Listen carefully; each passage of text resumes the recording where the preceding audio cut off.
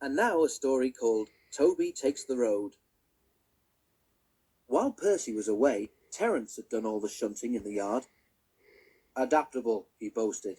That's what my owner says I am. Go anywhere, do anything, that's me. You take my advice and scrap your rails. Broaden your outlook, like me. Pooh, said Percy. Me plough a field? I prefer to stay on my rails, thank you. Steam engines did plough once upon a time, Terence chuckled, and ran on roads. The engines remembered Trevor and had to admit that Terence was right. Repairs to Mavis took longer than expected, and Toby became used to trundling off to the quarry each morning. Because of Toby's small water tank, his driver and fireman had arranged with the quarry manager that they should bring loaded trucks down to Farquhar at lunchtime instead of later in the day.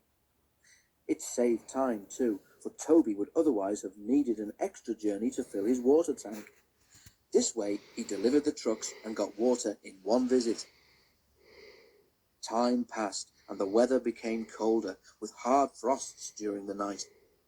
They didn't worry Toby.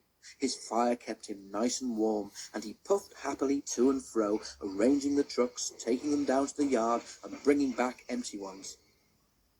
One night it was particularly cold. The ground froze solid, and even Toby felt chilly. Brrr!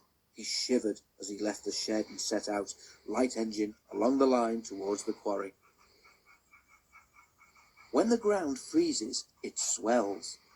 At the road crossing, where Mavis had had her accident, the frost had swollen earth in the ruts beside the rails so much that Toby's wheels were lifted clean off the track. There was a crunching noise, a rumbling, and Toby began to shudder.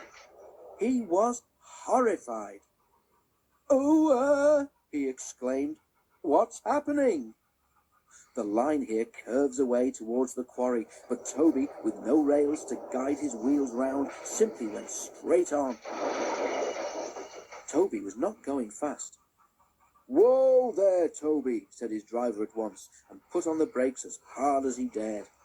Shakily, Toby came to a stop with all 6 wheels firmly on the roadway. "Oh dear," he said, looking at the grass verge in front of him. "Now what?" His fireman jumped down.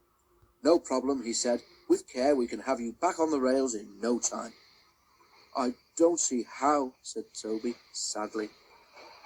Directed by the fireman, the driver carefully reversed Toby along the ruts his wheels had just made. At last, with a thud and a jolt, Toby felt the rails safely beneath his wheels once more. He heaved a sigh of relief. "Well done, Toby," said his fireman. "Now I'll spread a few hot ashes from your fire along there so that it doesn't happen again. Then we can get safely up to the quarry and no one will be any wiser." But they reckoned without the fat controller. When Mavis was home after being mended, he came to see the engines.